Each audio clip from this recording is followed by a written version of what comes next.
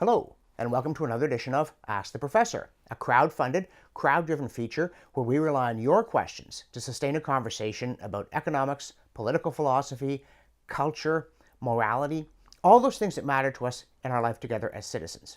And today's question is a bit of a multi-part one. It comes from Matthew, and it's about the Trudeau Liberal administration's policy of denying summer job grants to anyone who will not explicitly endorse abortion on demand. And he says, in the first place, since most of the groups targeted by this are in fact religious, some people say this is an attack on freedom of religion. But other people say religious groups shouldn't be getting money from the state. And he adds, since abortion is not in fact a charter right, is there any chance that this policy will be overturned by some sort of lawsuit?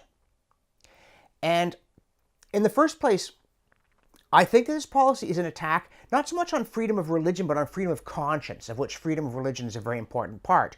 For many people, right and wrong come from a supreme being, a lawgiver, that there is a natural law which we can obey or break, but which we cannot change. But more broadly, in the English-speaking world, the fundamental idea of liberties is that they're not special privileges to do this or that because the state thinks it's good that you should be able to. They come out of prohibitions on either government or private actors preventing you from doing things. Thus, my right of free speech fundamentally means that nobody can interfere with my renting or purchasing a property, and you're coming to hear me if you happen to want to do it. It isn't some special defined privilege. Nevertheless, this policy, since most opposition to abortion does seem to come out of people who are religious, is an attack on the place of religion in our common life. On the other hand, I agree that religious groups should not be getting money from the state, but that's because I don't think anybody really should be getting money from the state. The job of the government is to prevent force and fraud. It's not to decide who's been naughty and who's been nice, unless you have done something so naughty that you have either lied to somebody and robbed them in the process, or you have directly attacked them. For instance, I would not have there be such a thing as charitable status. Why is it the business of the government whether one organization is doing so much good that it should get money from people who didn't want to give it to them? Because that's what tax breaks do. They mean you give a donation to an organization, you get some money back, you get it from somebody who didn't support the organization. And that too, I think, is an attack on freedom of conscience, on freedom of association, on all those liberties that go into a free people creating a good society together. But if you're going to have this sort of stuff, you certainly shouldn't target people because they happen to think things that the Prime Minister and those around him don't think. I will add in passing, since the Prime Minister self-identifies as Roman Catholic and the Roman Catholic Church is firmly against abortion, he really ought to either leave the Church or make some effort to live up to what it says. Otherwise, he's a hypocrite, as well as, in a minor kind of key, repressive. Now, Matthew's also right. Abortion is not a charter right. The advocates say it is, as though sheer repetition could turn a falsehood into a truth. But at least last time it came before the Supreme Court, and that was, generations ago in terms of the evolving jurisprudence of the living tree, it was in 1988, the court struck down the existing abortion law, but they made very clear what sorts of things, in their view, what sort of restrictions on abortion would pass constitutional muster. I don't know if they do that again today, but at least in terms of judicial precedent, it is either a mistake or a flat-out falsehood to say that there is a right to abortion in the Constitution. The idea that you could have a right to what we have right now in Canada, which is there are no restrictions on abortion at any stage in a pregnancy, has nothing to do with anything that the Supreme Court ever said. And parenthetically, it goes very much against what Pierre Trudeau, when he created the Charter, said was in it. And he himself promised the Archbishop of Toronto that if the court ever found a right to abortion in the Charter, he would invoke the notwithstanding clause. Yes, he, Pierre Trudeau. How times change. The final question, though, would a lawsuit succeed? I think very probably not. And there are a couple of reasons. One is the court has clearly evolved in its path toward, essentially, if I may put it this way, embracing the radical sexual agenda.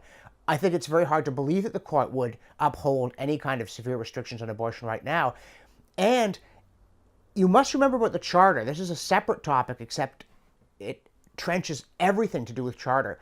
The problem in the Charter, it's not the notwithstanding clause, for better or worse, it's Section 1 that says that you're guaranteed these rights only to the extent that limitations on them can be justified in a free and democratic society. And the Supreme Court has a very troubling habit. When someone comes before them and says, my rights have been infringed, my traditional liberty rights, they say, first, oh yes, it's true, your rights have been infringed. It's not trivial, it's quite a serious thing. And they go, but it's justified in a free and democratic society because we like the outcome.